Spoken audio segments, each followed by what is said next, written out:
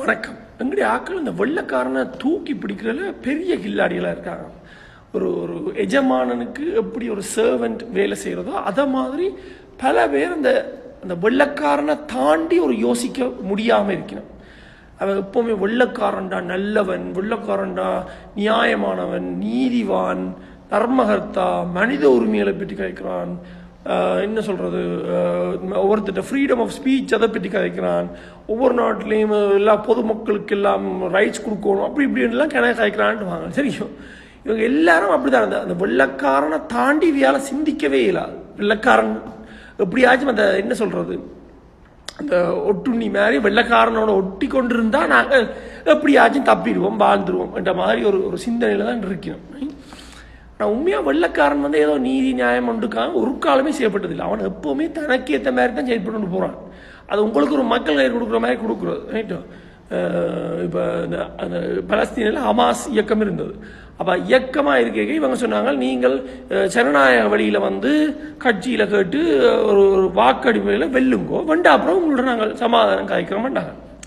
அப்போ அவங்களும் சரி என்று கட்சி தொங்கி அந்த கட்சி எல்லாம் வாதன்னு சொல்லி வாக்கெடுத்து அவங்க மெஜாரிட்டியாக வின் பண்ணாங்க, பெரும்பான்மையாக வெற்றி எடுத்தவங்க. வெற்றி எடுத்த அப்புறம் இவங்க என்ன சொன்னாங்க, இல்லை கதைக்கலாம், அது உங்களோட கதைக்கலான்னாங்க. அப்போ அந்த முதல் சொன்னது சும்மா ஒரு மக்கள் கயிறு, அது ஒரு நன்மைக்காக ஏதோ செய்கிற மாதிரி ஒரு சொல்கிறது, நீங்கள் நல்ல வழிக்கு வாண்டு.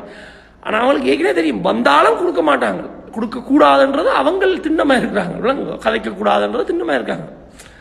அப்போ இதை மாதிரி தான் பல விஷயங்கள். இப்போ ஐசிஸ் ஆப்கானிஸ்தானில் அடிக்கிறாங்க, ஆனால் சிரியாவுக்கு இவங்களை ஆயுதம் கொடுக்குறாங்க.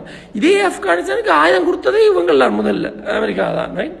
அப்போ வெள்ளைக்காரன் எல்லா நாடுகளையும் இதே தான் செய்கிறாங்க. இப்போ Asia, Africa, Latin America, South America, இது எல்லாமே அந்த அவங்களோட அரசியலை குழப்புறது, அது ஆக்களுக்கு லஞ்சம் கொடுக்குறது, அரசியல் கட்சிக்கு இந்த கூப்பன்னு சொல்லுவாங்க, அந்த கட்சி அந்த அரசாட்சியை கவுக்குறது, இதெல்லாம் செய்கிறது இவங்கள்லாம்.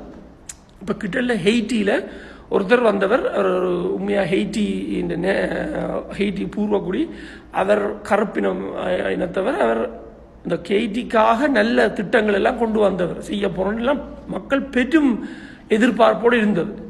ஆனால் அவரை மண்டையில் போட்டாங்க. என்ன செஞ்சாங்க, இவங்களை ஆக்களை அனுப்பி போட்டாங்க. அப்போ அதில் அந்த போட்டதில் சில என்ன சொல்கிறது, அமெரிக்கன் சிட்டிசன்ஸே கொஞ்சம் பேர்.